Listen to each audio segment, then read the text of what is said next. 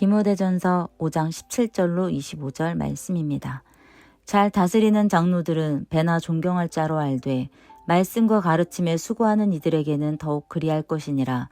성경에 일렀으되 곡식을 밟아 떠는 소의 입에 망을 씌우지 말라 하였고 또 일꾼이 그 삭슬 받는 것은 마땅하다 하였느니라. 장로에 대하여 고발은 두세 증인이 없으면 받지 말 것이요 범죄한 자들을 모든 사람 앞에서 꾸짖어 나머지 사람들로 두려워하게 하라. 하나님과 그리스도 예수와 택하심을 받은 천사들 앞에서 내가 엄히 명하노니 너는 편견 없이 이것들을 지켜 아무 일도 불공평하게 하지 말며 아무에게나 경솔히 안수하지 말고 다른 사람의 죄에 간섭하지 말며 내 자신을 지켜 정결하게 하라. 이제부터는 물만 마시지 말고 내 위장과 자주 나는 병을 위하여는 포도주를 조금씩 쓰라. 어떤 사람들의 죄는 밝히 드러나 먼저 심판에 나아가고 어떤 사람들의 죄는 그 뒤를 따르리니 이와 같이 선행도 밝히 드러나고 그렇지 아니한 것도 숨길 수 없느니라. 우리가 오늘 디모데전서 5장의 문맥을 잘 이해하기 위해 디모데전서 4장으로 잠깐 돌아가면 초대교회에 잠입해 들어와 있던 가라지들에 대한 경고가 나옵니다. 디모데전서 4장 1절로 2절 말씀입니다. 그러나 성령이 밝히 말씀하시기를 후일에 어떤 사람들이 믿음에서 떠나 미혹하는 영과 귀신의 가르침을 따르리라 하셨으니 자기 양심이 화인을 맞아서 외식함으로 거짓말하는 자들이라. 지금은 믿음 안에 있는 것처럼 보이는 사람들이 후일에 믿음에서 떠나게 될 것임을 예언하고 있습니다. 그 사람들은 예수를 잘 믿다가 중도에 포기하거나 탈락한 자들이 아닙니다. 디모데후서에 보면 실제로 그렇게 믿음에서 떠나 귀신의 가르침, 거짓 가르침을 따르는 자들이 등장합니다. 너는 진리의 말씀을 옳게 분별하며 부끄러울 것이 없는 일꾼으로 인정된 자로 자신을 하나님 앞에 드리기를 힘쓰라. 망령되고 헛된 말을 버리라. 그들은 경건하지 아니하며 점점 나아가나니 그들의 말은 악성 종양이 퍼져나감과 같은데 그 중에 후메네오와 빌레도가 있느니라. 진리에 관하여는 그들이 그릇되었도다. 부활이 이미 지나갔다 하므로 어떤 사람들의 믿음을 무너뜨리느니라. 여기 나오는 후메네오와 빌레도는 바울이 디모데전서에서 이미 경고한 미혹한 영으로 귀신의 가르침을 가르치던 자들입니다. 부활은 이미 지나갔다라고 가짜 진리를 가르치는 자들이었습니다. 그런데 그들이 교회 안에 들어와 있었습니다. 그리고 그들의 가르침을 받아 믿음을 무너뜨리고 결국 교회를 떠나는 이들이 있었다는 것입니다. 그렇지만 그들은 처음부터 예수님을 사랑하고 믿는 참 교회가 아니었습니다. 후메네오와 빌레도 같은 자들도 겉으로만 교인이었을 뿐 원래부터 가짜 믿음에 속한 자들이었고 그들의 가르침을 받아 믿음에서 떠난 자들 또한 원래부터 진짜 믿음을 소유한 자들이 아니었던 것입니다.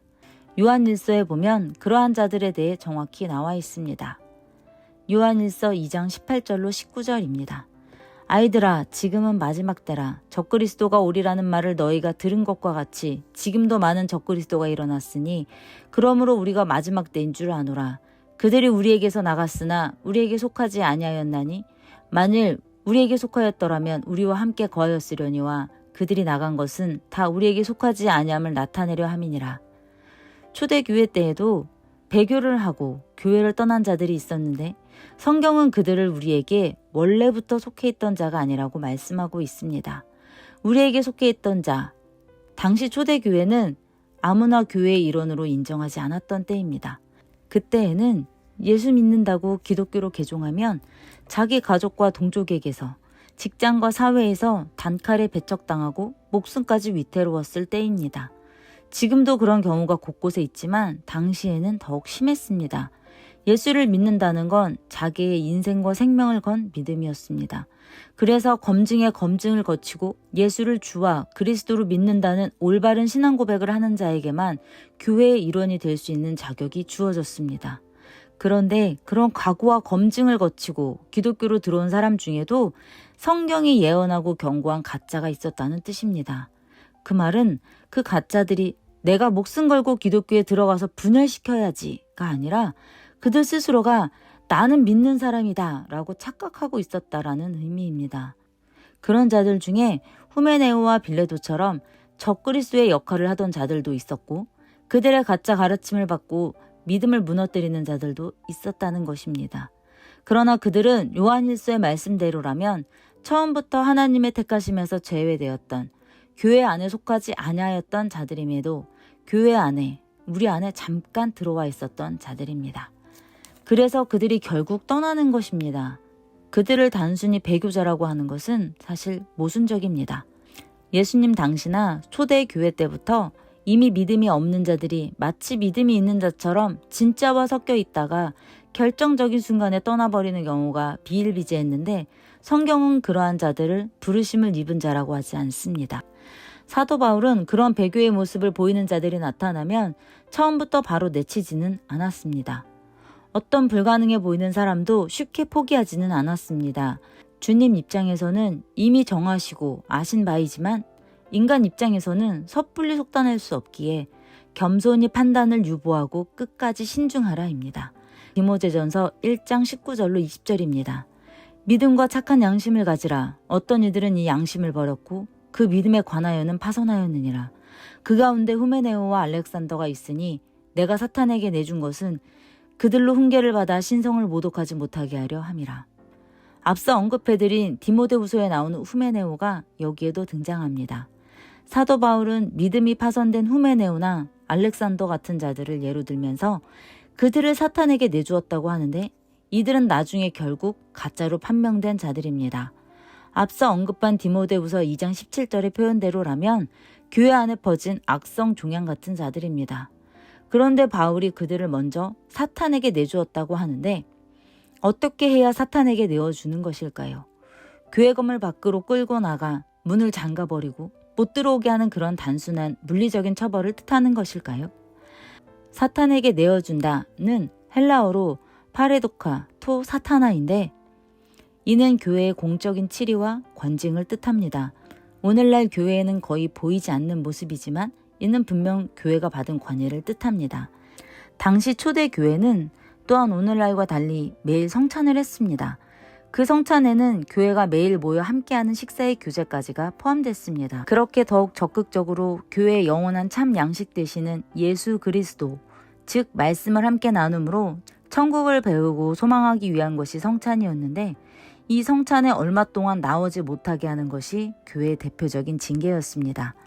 교회가 모이는 자리에 못 나왔을 때 그들은 교회 밖의 세상에 속하게 됨을 의미하는 것이기 때문에 그것을 사탄에게 내주었다라고 표현한 것입니다. 하나님께서 십자가를 통해 구원하시기로 작정한 자는 절대 믿음이 상실되지 않지만, 만세전에 믿음이 상실되기로 작정한 자는 그 믿음이 애초에 없던 자들이고, 그래서 결국 스스로 신앙을 버리는 모습을 보이게 돼 있습니다.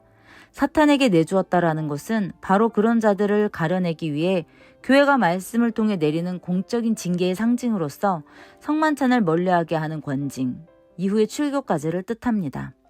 사탄에게 내주었다는 것은 문자적으로 바울이 어떠한 신비한 능력으로 사탄에게 후메네오나 알렉산더 같은 자들을 직접 내주어 갖고 있던 믿음을 무효화하고 구원을 취소시켰다는 뜻이 아닙니다.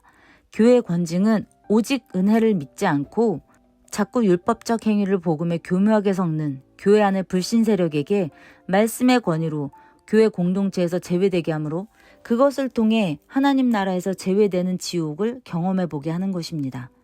말씀에서 끊기고 교회에서 제외되는 것이 지옥의 고통으로 다가오는 자는 그 징계와 훈계를 생명으로 여기고 돌아올 것입니다. 그러나 애초에 진리에서 제외되기로 하나님께서 작정하신 자들은 말씀에 심령이 찔리지 않고 성령의 책망을 받지 못해 회개함에 이르지 못합니다.